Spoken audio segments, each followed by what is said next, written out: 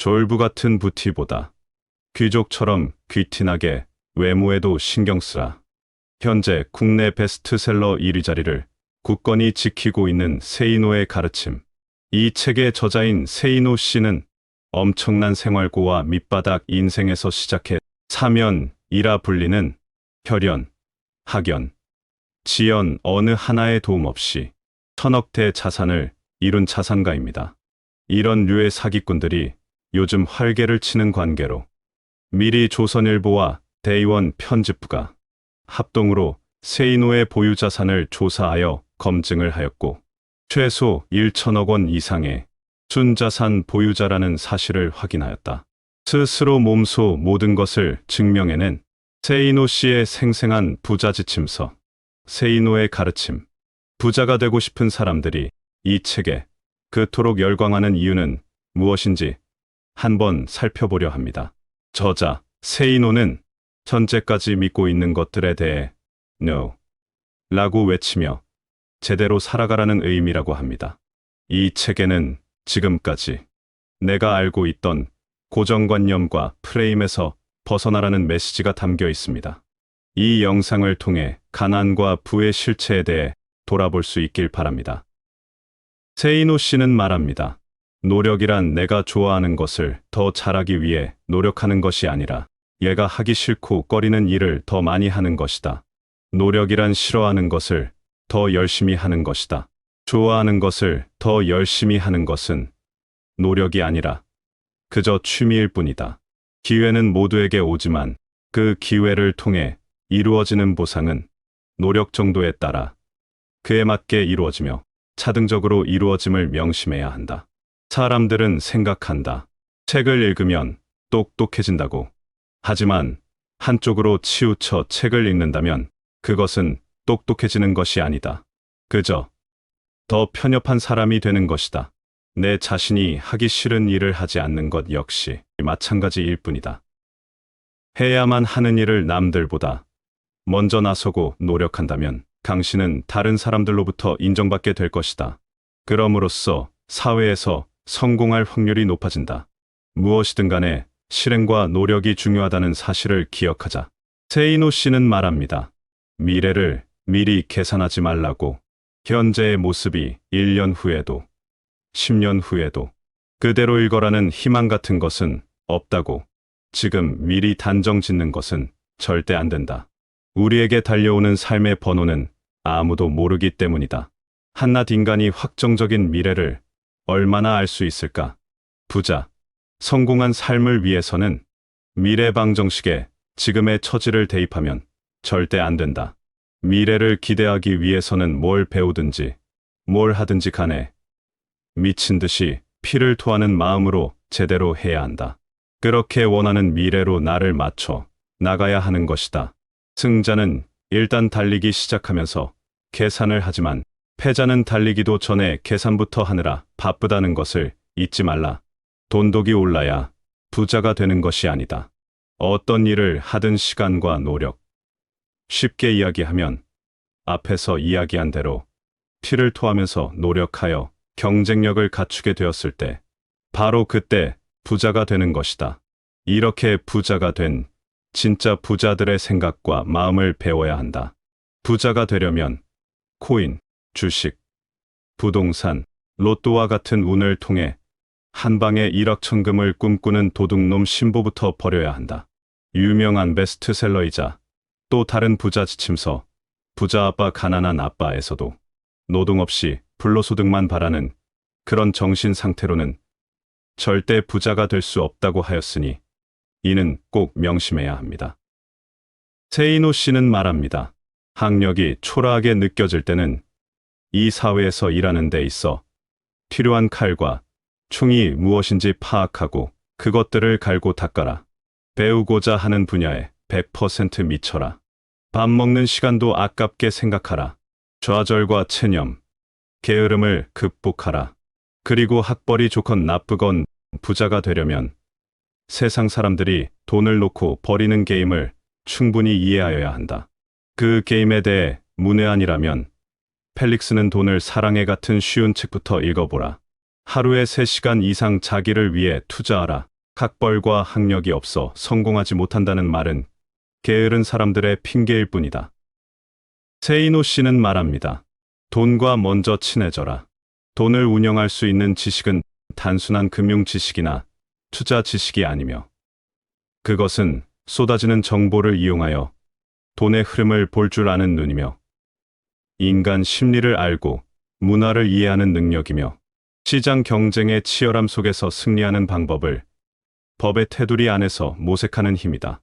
이런 지식을 위해서 신문을 많이 보고 스크랩한다. 경제란 다음에 보는 지면은 문화란이다. 문화를 알아야 인간을 이해하고 사업을 할 수 있기 때문이다. 명심해라. 온 동네 사람들이 다 알고 있는 경제 지식은 당신을 절대로 부자로 만들어주지 못한다. 그 이상이 필요하다. 그리고 시간이 돈이 되게 만들어라. 부자가 되려면 돈이 되는 시간이 많아야 한다. 경제적 대가가 주어지는 노동시간만을 의미하는 것이 아니다. 지금 당장은 아니라도 미래의 경제적 대가가 주어지는 지식을 얻는데 사용되는 시간 역시 돈이 되는 시간에 해당된다. 예컨대 유능한 변호사가 되기 위해 법률 서적을 읽고 판례를 연구하는 시간은 당연히 돈이 되는 시간이다. 이처럼 일하는 시간, 공부 시간, 기술 익히는 시간도 돈이 되는 시간이다. 세이노 씨는 말합니다. 모든 일의 이유는 스스로에게서 찾아야 한다고. 핑계가 길고 변명뿐인 레퍼토리를 가진 이는 실패자와 패배자들이다. 성공한 사람은 어떤 일이 잘못되면 항상 책임과 원인을 스스로에게서 찾는다. 절대 스스로를 뺀 다른 곳에서 핑계를 찾지 않는다. 지금 나의 실패를 타인 또는 다른 이유에서 찾는 사람은 다음에도 남에 의해서 똑같은 실패를 겪게 될 것이다. 남 탓을 한다는 건 다른 사람이 나의 인생을 결정한다고 인정하는 것과 다를 바가 없다. 살면서 결코 천재들에게 주눅들 필요가 없다. 우리의 게임은 다른 보통 사람들과의 게임일 뿐이다. 부자가 되는 데 있어서 경쟁자는 천재가 아니라 결국 자신의 의지다. 높은 성과를 올리는 생산적인 사람, 끊임없는 혁신을 꾀하며 계속 발전하는 사람, 다른 사람에게 영향력을 미치는 중심의 사람이 되기 위해서 끊임없이 관리하고 노력해야 한다. 그리고 그런 사람들은 소수이기 때문에 당신이 바로 그런 사람이 되어야 한다. 세이노 씨는 말합니다. 빨리 부자가 되려면 부자들의 마음을 읽어야 한다. 쉽게 이야기하면 부자가 원하는 것을 알아야 한다는 것이다. 시인 김용택은 세상의 길가에서 내 가난함으로 세상의 어딘가에서 누군가가 배부릅니다. 라고 노래했지만 내 생각은 다르다. 내가 부자가 된다고 해서 가난한 사람들이 늘어나지는 않는다.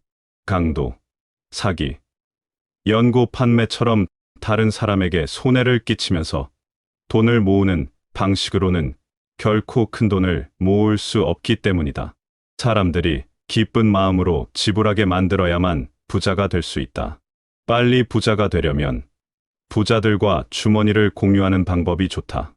부자들이 흔쾌히 당신에게 지불하고 싶어 한다면 당신은 훨씬 쉽게 부자가 될 수 있을 것이다.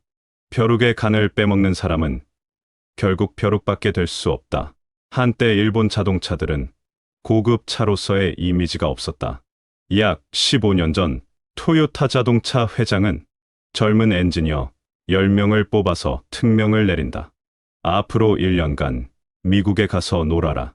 회사에서 준비한 호텔은 보통의 일본인들은 꿈도 꾸지 못할 최고급이었고 음식이나 자동차도 최고급이었다. 그들이 1년을 호화로운 생활을 하며 놀고 돌아오자 회장이 말했다. 이제 백만장자가 어떻게 사는지 경험하였으니 백만장자들이 타고 싶어할 차를 만들어라. 해서 등장한 브랜드가 렉서스이다. 렉서스는 미국의 고급차 시장에서 데이트를 쳤다. 이처럼 부자들의 마음을 읽고 원하는 것을 캐치할 수 있다면 당신은 부자가 될 것이다. 단, 당신에게 괜찮아 보이는 수준 정도라면 그들이 지갑을 열 까닭이 없다는 것을 명심하라. 지금 당장 성공하지 못하더라도 그런 마인드로 사업을 한다면 언젠가는 크게 성공할 것이다. 세이노 씨는 말합니다. 목돈 빌려줄 땐 친구라도 냉철하게 하라고. 자신은 무엇인가 팔러 오는 친구들에게 물건을 산 적이 거의 없으며 돕는다고 필요 없는 물건을 사게 되면 물건을 볼 때마다 속상하고 다른 곳에서 더 좋은 조건으로 구매할 수 있는 물건을 친구를 돕는다는 미명하에 구입하면 친구는 자신이 경쟁력이 없음을 계속 깨닫지 못할 것이고 나는 현명하지 못한 구매를 한 것이 되고 만다. 20대의 돈 거래는 액수는 작으나 친구를 가려내는 시금석이 되기에 나는 권장한다. 20대의 친구에게 몇십만 원을 잃었다면 이는 40대에 몇 천만 원을 잃을 뻔한 것을 액땜한 것이다. 어떤 친구가 부탁을 해도 보증은 함부로 서지 말고 아무리 이자가 많아도 가진 재산의 상당액을 어느 한 친구에게 몰아서 빌려주지는 말아야 한다. 그 친구 때문에 나의 가족이 눈물을 흘리게 될 수도 있다. 친구가 급히 큰 돈을 빌려달라고 할 때는 그가 설명하는 말을 절대로 액면 그대로는 믿지 말라. 그가 거짓말을 하는 것이 아니라 그의 상황이 거짓말을 낳는다. 친구를 믿는 것은 좋지만 친구가 처한 상황은 믿지 말라. 친구도 미래 상황은 모른다. 고의적인 경우도 있겠지만 많은 경우에서는 친구가 속이는 것이 아니라 그의 미래 상황이 당신 돈을 못 갚게 만들며 우정도 버리게 함을 명심하라. 친구로부터 빌린 돈을 못 갚았다고 절대 자취를 감추지 말라. 연락이 두절되면 곧 소문이 퍼지게 되고 당신이 빚지지 않은 친구들마저 등을 돌린다. 당신에게는 업계에 친구가 많다고 적이 없다고 그것을 자랑하지 말라.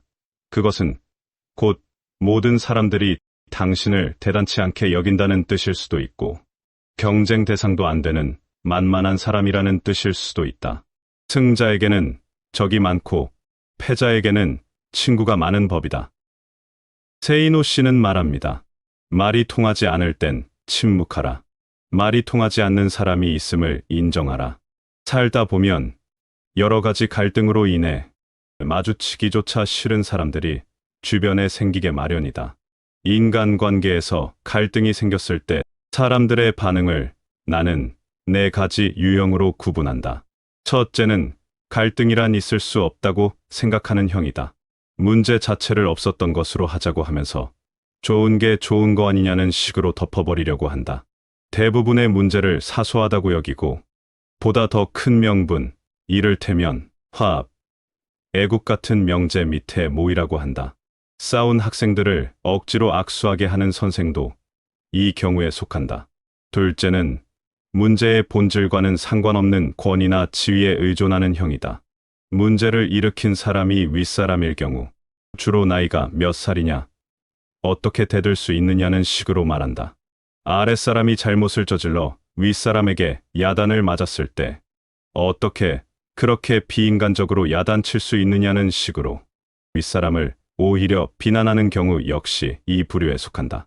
셋째는 다른 사람들에게 호소하는 형이다. 이런 사람들은 평상시에는 당사자에게 태연하게 행동하면서도 다른 사람들에게 자기 하소연을 늘어놓는데 오해와 과장, 축소나 은폐, 모함이 따른다. 그러나 나중에 무슨 말을 했었는지도 제대로 기억을 못하거나 딱 잡아댄다. 당사자와 직접 이야기하는 경우는 드물며 오해가 풀어져도 사과하거나 반성하지 않는다. 다중인격적인 면모를 갖고 있으며 가장 멀리해야 할 대상에 속한다. 넷째는 책임을 밝히려고 하는 형이다. 보통 사람들은 입으로 직접 거론하기 힘들어하는 것들도 거침없이 끄집어내어 밝히고자 한다. 연장자들을 당황하게 만들며 상대방에게 서운함 혹은 괘씸함을 안겨주기도 한다. 자기 주관에 따른 이분법적 사고가 강하다.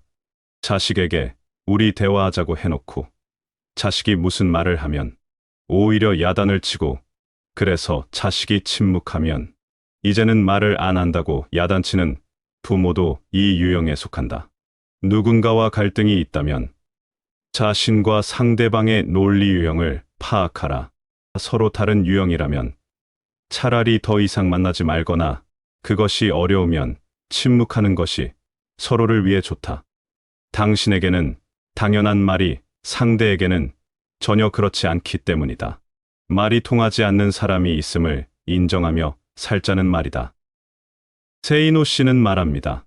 세상에는 우리가 당연하게 지켜야 하는 것들로 교육받으며 너무나 당연하게 지켜야 한다고 말하는 예를 들자면 교통규범 같은 것들이 있지만 현실은 그렇지 않다. 이는 말과 행동의 이중성 때문이다.